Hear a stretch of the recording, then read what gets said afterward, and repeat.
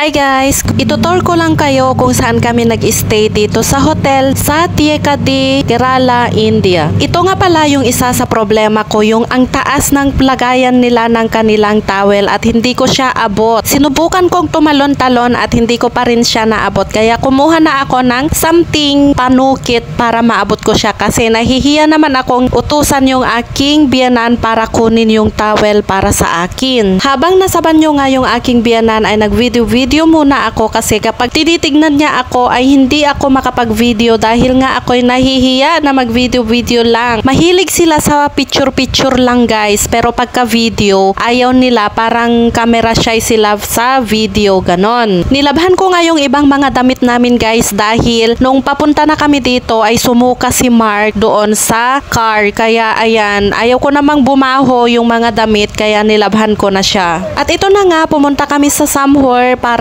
mag-ride ng elepante. Nung tinitignan ko nga yung mga nagra-ride ay takot na ako guys dahil ang tatangkad naman ng mga elepante at parang iniisip ko paano kung biglang nagwala yung elepante, iwawagayway kami at kami mahuhulog, ihahagis kami, ganon yung iniisip ko. Pero itong anak kong si Baby Mark ay gustong-gusto niya daw sumakay sa elepante. Siya yung nagyaya para sumakay ng elepante. Pagkasakay pa lang nga namin sa elepante ay gusto ko nang bumaba, pero si Mark sabi niya gusto niya talaga, let's go mommy, let's go, I wanna ride the elephant, sabi niya ganon. Kaya no choice na lang ako para samahan siyang mag-ride sa elepante. Nakalimutan ko, nandun pala yung aming driver, di sana siya na lang yung pinasama ko kay Mark para mag-ride ng elepante. At ito ngang video na ito ay kuha ng driver namin, and yun pala binibidyohan niya kami habang papalapit na sa ending, sa matatapos na rin yung aming pagra-ride ng elepante, at ako'y tumatawa na lang kasi nawala na yung takot ko. Alam nyo ba guys na talaga never ninyo akong mapapasakay sa mga heights or something na ride sa mga amusement park. At alam nyo ba na hindi talaga ako ready para sumakay ng elepante, kaya ganyan lang yung aking damit. So nakataas na yung aking bestida. Mahaba yan pero masikip, ganun. Sleeper.